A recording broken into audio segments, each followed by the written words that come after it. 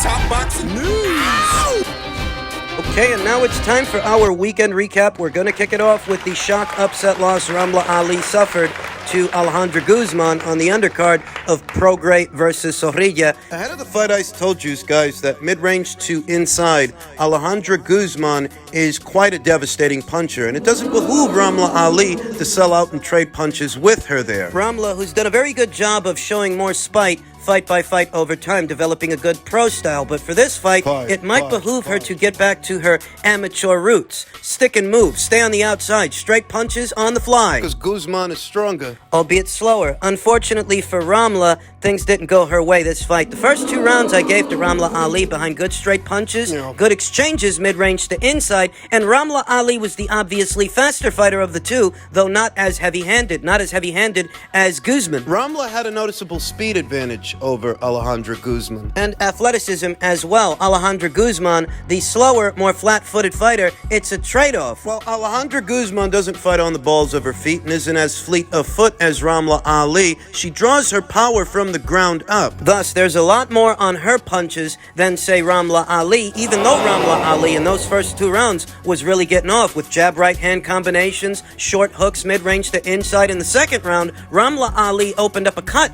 over Alejandro Guzman's left eye. Those right hands. She was having a lot of success early on behind her movement and her speed, her combinations, but in the third round, imminent sense of danger. Ramla was doing all right at the start of the third round. She was doing all right up until a big overhand right from Guzman landed and visibly hurt her, at which point Alejandra turned the tide and started pouring it on Ramla Ali, who managed to survive the round. But at that point, it was established who the stronger, much stronger puncher of the two was, that even though Ramla Ali was busier than Alejandra, and having success, Alejandra could end this fight with a single punch, a single shot. I gave the third round to Alejandro Guzman, the fourth round to Alejandro Guzman, who once again landed a big overhand right. Ramla Ali was badly hurt. The overhand right, the counter right, mid-range to inside was an effective weapon for Alejandro Guzman throughout the entirety of this fight. Not dissimilar from what we saw in the Yamileth Mercado fight approximately 2, maybe 3 years ago. And the only real reason that Alejandro was able to consistently get off those big right hands is because Ramla was staying in the pocket a little bit too long, stringing together a bit too many punches, too many combinations, within striking distance of that counter right hand. He was there for it. I gave the first 2 rounds to Ramla Ali, the subsequent 2 to Alejandro Guzman, and in between rounds 4 and 5, in the Ramla Ali corner, you could hear her trainer Manny Robles tell her to stop standing toe-to-toe with Guzman, get back to her boxing. Straight punches from the outside and counters while moving. That would have been the ticket. 5th round, Ramla Ali got off to a good start, landing good straight punches at the start of the round, jab right-hand combinations, but Guzman landed a huge overhand right that floored Ramla Ali for the first time in her career and for the first time in the fight. She was badly hurt, but was saved by the bell. Ramla Ali, at least on my scorecard, managed to recover in the subsequent 2 rounds that followed. Round 6, she showed good movement, good straight punches, good counters, and landed a telling straight right hand. In round 7, Ali was busier in the round, throwing combinations and staying on the fly. Big counter left from Guzman towards the end of the round, and in the 8th, we all saw what happened. Ramla got greedy with her combinations, greedy with her speed, stepping into her punches, and was knocked out by a counter left hook in the pocket. Accenting what I talked about ahead of the fight, that it doesn't behoove Ramla at all to sit in the pocket with Guzman. We saw what happened in the Mercado fight. Guzman hurt Mercado several times at that range. With the difference between Yamileth Mercado and Ramla Ali being that Yamileth Mercado has world-class punch resistance, a world-class chin. That's why she was able to move up to featherweight and take on Amanda Serrano and go the distance. Mercado can take a punch, whereas Ramla, she's a bit thinner. Not as sturdy. And not as experienced. Ramla Ali, comparatively, is much greener now than Yami Mercado was then when she first took on Alejandro Guzman 2, maybe 3 years ago. You have to remember that Yami Mercado was a defending champion in that fight with Alejandra, whereas Ramla, she's just an unbeaten up-and-comer. She's greener. It's unfortunate that Ramla lost this fight because she had all the tools to win it. In spite of how dangerous Alejandro Guzman is in the pocket, what Ramla had to do was stay out of the pocket. Stay out of it, shoot straight punches from the outside, and stay on the balls of your feet. Move lateral. East and west, not north and south. Circling Guzman. We know that Ramla Ali had enough power to put a dent in Guzman to get her attention. She opened up a cut over her left eye and bloodied her nose. She was doing a business. She just got a little bit too greedy with her combinations and paid for it. Speed can cause that to happen. Hand speed can do that to a fighter. How many times have we seen that happen to Amir Khan in fights that he's having success in, fights that he's winning? 2 to 3 punch combinations, keeping them short would have been better for Ramla. Credit to her toughness and her bravery for not backing down. She's a fighter. Albeit a fighter who's too brave for her own good. This is hardly the end for Ramla Ali. It doesn't have to be. Lest we forget, Natasha Jonas, Miss Great Britain, suffered a similar knockout loss to Vivian Obanov years ago, and she rebounded from it, and I'm sure that Ramla can rebound from this. Chalk it up to growing pains, a learning experience in the pro ranks. These things happen, but Ramla Ali has a strong corner, and if she would have adhered to Manny Robles' instruction in the 5th round, I don't think we'd be here right now. If she would have elected to just box and shorten up those combinations. It's just 2 punches at a time, no more. Congratulations to Alejandra Guzman for upsetting the apple cart for Ramla Ali, who has now suffered her first professional loss. And as stated, I think she can bounce back. I think she can rebound. Other fighters can. Other fighters have. I think she will as well. This can be a learning experience if she allows it. We then come to the main event of that same card. The WBC Super Lightweight title fight between Regis Prograis, the champion, and Danielito Zorrilla, the challenger. I see a lot of hot takes, a lot of varying opinions on this fight. Some are saying that it's father time, catching up to Regis Prograis, and that's why he looked the way he looked yesterday. Some are saying that he was exposed by Danielito Zorrilla, though. Is that it? If you want to know what I think, and you're here, so I'll assume that you do, it is neither ring rust or father time catching up to Regis Prograis that explains what we saw yesterday. Put simply, it was a bad style matchup. Yeah. A bad style matchup akin to what we saw in the Teofimo Lopez versus Sandor Martin fight for all the same reasons. Regis didn't look good out there. He didn't look good for all the same reasons that Teofimo didn't look good with Sandor Martin. Regis Prograis, like Teofimo Lopez, is a boxer-puncher. More specifically, a counter-puncher that works off the counter. And opposite the ring, a pure boxer, or anybody employing that base style, he's not going to look good. He's not going to look good because countering opportunities to get off counters, get off big punches,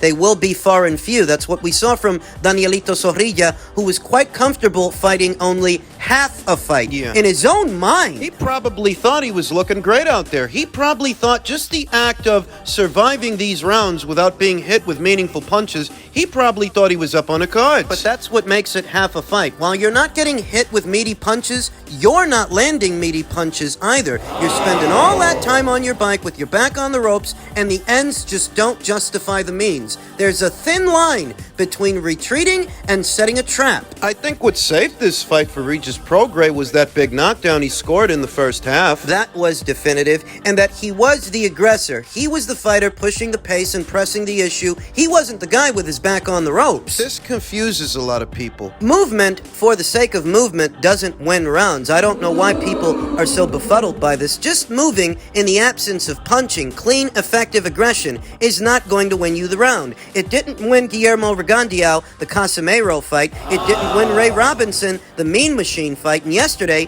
it didn't win Danielito Zorrilla the Prograis fight. How many times do you guys got to see this before it registers? It didn't win Sandor Martin the Teofimo Lopez fight. And in the second half of the Oscar Valdez fight, with Robson Conceição, it didn't win Robson Conceição the Oscar Valdez fight. He got off to a good start in the first half, and in the second half, he spent far too much time on his bike, like Danielito Zorrilla did yesterday, content with fighting half a fight so long as he's not in any immediate danger. In his own mind, he might be thinking to himself that he's out hustling the reigning champion. but he's not landing any meaty punches. Yeah, you're preventing Regis from getting within striking distance of you, but you're so far on the outside, you're not within striking distance of him. Danielito Zorrilla made things complicated for Regis Prograis because he was the taller, longer fighter with longer strides than Regis. Regis would double and triple up on his jab. But Zorrilla wouldn't be there. This is one of the more noticeable differences between a boxer-puncher and a pressure fighter. The boxer puncher doesn't just go out there winging shots. They set up their shots. Regis is a boxer puncher, not a pressure fighter. And what separates them is while a boxer puncher might exhibit form when attempting to apply pressure by jabbing to set up the backhand, the pressure fighter goes out there winging shots. Big ones. Big shots, taking